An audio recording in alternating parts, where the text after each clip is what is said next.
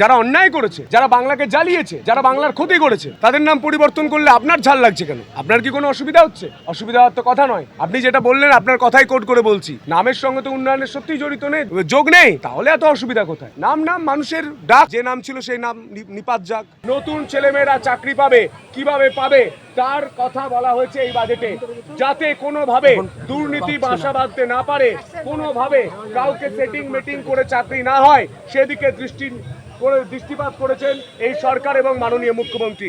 শুধু তাই নয়, শুধু ট্রেনিং স্কিল ডেভেলপমেন্ট কিভাবে করা যায় তা দেখেছেন এই রাজ্যের মুখ্যমন্ত্রী এবং এই রাজ্যের সরকার। এবং কৃষক থেকে শুরু করে যুব সমাজ থেকে শুরু করে একদম 8 থেকে 80 প্রত্যেকটা মানুষ যাতে বলে এই বাজেটই ভালোবাসি, সেই ব্যবস্থা করেছেন আমাদের সম্মানীয় মুখ্যমন্ত্রী এবং আমাদের সরকার। এর জন্য সরকার এবং অর্থমন্ত্রী এবং মুখ্যমন্ত্রীকে আমি নতমস্তকে প্রণাম জানাই। আমি তারকেশ্বরের বিধায়ক, আমার যে আশা ছিল, আমার যে আকাঙ্ক্ষা ছিল তা কিন্তু পূর্ণ হয়েছে। কিরকম? তারকেশ্বর মন্দিরকে যেভাবে ডেভেলপমেন্ট করা হবে যা বলেছিলেন মুখ্যমন্ত্রী স্বয়ং তারকেশ্বরে দাঁড়িয়ে, সেই কথা বাজেটে লেখা রয়েছে। এবং মেলা, শ্রাবণী মেলা সম্পর্কে যে কথা মুখ্যমন্ত্রী নিজের মুখে বলেছিলেন সেটাও বাজেটে লেখা রয়েছে। শুধু তাই নয়, প্রতিটা বিধায়ক তার বিধানসভায় স্টেডিয়াম করার জন্য একদম বাজেটে ফান্ড অ্যালোকেশন করা আছে, অর্থাৎ প্রত্যেক বিধায়ক তার বিধানসভায় স্টেডিয়াম করতে পারবেন। যারা খেলতে চান, যারা খেলাতে অনুরাগী, তারা শুধু খেলা নয়, খেলা খেলেও কিভাবে রাজ্য সরকারি এবং সরকারি পদে কর্মরত হতে পারেন সেটাও দিশা দেখিয়েছে এই বাজেট। এই বাজেট বিস্তারিত বাজেট, এই বাজেটের কপি আপনাদের হাতে এলে আপনারা বুঝতে পারবেন জনমুখী জনমোহিনী বাজেট একেই বলে।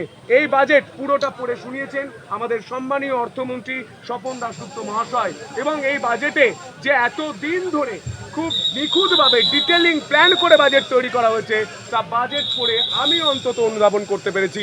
বাজেটে প্রতিটি প্রান্তের কথা বলা হয়েছে, উত্তরবঙ্গকে ভরিয়ে দেওয়া হয়েছে, মধ্যবঙ্গের জন্য আলাদা স্কিম এবং দক্ষিণবঙ্গ অর্থাৎ আমরা গঙ্গাসাগর থেকে শুরু করে আমরা সুন্দরবন থেকে শুরু করে বাজেটে প্রত্যেকটা দিক খেয়াল করা হয়েছে।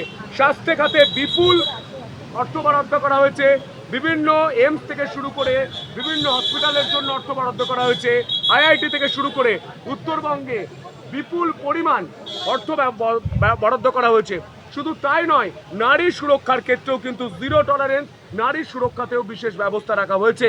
এবং যাতে মা দুর্গা স্কোয়াড, দুর্গা বাহিনী তারা কাজ করতে পারে এবং প্রতিটা মহকুমায় একটি করে মহিলাদের আলাদা করে থানা হতে পারে, সেই ব্যবস্থাও কিন্তু মুখ্যমন্ত্রী করেছেন। সব মিলিয়ে এই বাজেট 100-র মধ্যে 100, 8 থেকে 80 প্রত্যেকেই বলবেন এই বাজেটকে ভালোবাসে। সন্তু, রামেন্দ্র সিংহ রায় তোমার প্রতিপক্ষ ছিল, সেই রামেন্দ্র সিংহ রায়ের গায়ের উপরে দেখলাম ডিম মারা হয়েছে, একটা সমস্যা তৈরি হয়েছে, পুরো বিষয়টা নিয়ে কি বলবে? দেখুন, প্রথম আপনি যে নাম বলছেন সেই নামের সঙ্গে আমি এগ্রি করি না। ইলেকশনের সময় বলেছি, যিনি বলতে পারেন নিজের নামের সঙ্গে রাম থাকা সত্ত্বেও বলে যে জয় শ্রীরাম বললে মারবো, যে ব্যক্তি আমাদের সম্মানীয় মুখ্যমন্ত্রীর বাপ তুলতে পারেন, সেই ব্যক্তি কোনোভাবেই রাম হতে পারে না, রাবণেন্দু। তিনি যে দুর্নীতি করেছেন, পুলিশ ব্যবস্থা নিচ্ছে, এতে আমার কিছু বলার নেই। ব্যবস্থা নিচ্ছে পুলিশ দেখছে। এবং জনরোষে জনগণ কি করছে তার দায়িত্ব বা তার উত্তর দেওয়ার ক্ষমতা বা দায়িত্ব আমার নয়। মানুষকে প্রশ্ন করুন, মানুষ বুঝিয়ে দিয়েছে কত ধানে কত চাল। আর আমি কৃষকের ছেলে, আমি জানি হাল ছেড়ো না বন্ধু, হাল আমি ছাড়ি না। উনি যেভাবে গোটা তারকেশ্বর জুড়ে অরাজকতা তৈরি করেছিলেন তার জবাব মানুষ দিচ্ছেন। তারকেশ্বরের মানুষ এখন উন্নয়ন চান। তারকেশ্বরের মানুষ তারা দেখেছে পশ্চিমবঙ্গ দিবসে প্রধানমন্ত্রী এসেছিলেন এবং গোটা বাংলাকে দিশা তারকেশ্বরের মাটি থেকে দেখিয়েছিলেন। তারকেশ্বরের মাটির যে এত গুরুত্ব, এত মাহাত্ম্য, তা এতদিন এই সরকার আর ওই আগের বিধায়ক যিনি, তিনি মানুষের কাছে বলেননি। বলবেন কি করে? জানেন না, জানতেন না, নিয়ে আসেননি মানুষের কাছে।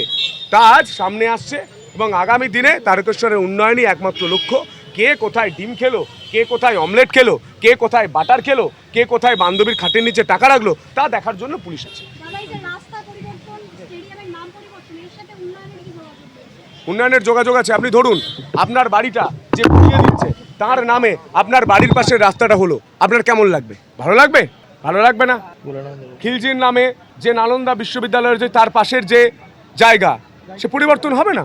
যারা অন্যায় করেছে, যারা বাংলাকে জ্বালিয়েছে, যারা বাংলার ক্ষতি করেছে, তাদের নাম পরিবর্তন করলে আপনার ঝাল লাগছে কেন? আপনার কি কোনো অসুবিধা হচ্ছে? অসুবিধা হওয়ার তো কথা নয়। আপনি যেটা বললেন আপনার কথাই কোট করে বলছি, নামের সঙ্গে তো উন্নয়নের সত্যিই জড়িত নেই, যোগ নেই, তাহলে এত অসুবিধা কোথায়? নাম নাম মানুষের ডাক, যে নাম ছিল সেই নাম নিপাত যাক। দাদা, গতকাল যোগা দিবস পালিত হলো, প্রধানমন্ত্রী নরেন্দ্র মোদী আসলেন, একটা জায়গায়ও ইন্ডিয়ার জাতীয় ফ্ল্যাগ দেখা গেল না। বিজেপি মানে দেশকে ভালোবাসে। আপনি যে প্রশ্ন করছেন, সে প্রশ্ন করার আগে একটু ডাঁয়ে বাঁয়ে পেছনে সামনে তাকান। যেই সরকার আসার আগে কোনো রেল স্টেশন, কোনো সরকারি জায়গায় জাতীয় পতাকাটা দেখেছিলেন? হ্যাঁ, হর ঘর তিরঙ্গার সব থেকে বড় ওয়ার্ল্ড রেকর্ড যে সরকার গড়েছে তার নাম ভারতীয় জনতা পার্টি। প্রশ্ন করার আগে একটু স্টাডি করলে সুবিধা হয়। তারা করেননি বলে আপনারা করবেন? করেছে। হর ঘর তিরঙ্গা কার কর্মসূচি? আমাদের সম্মানীয় প্রধানমন্ত্রী নরেন্দ্র মোদীর কর্মসূচি।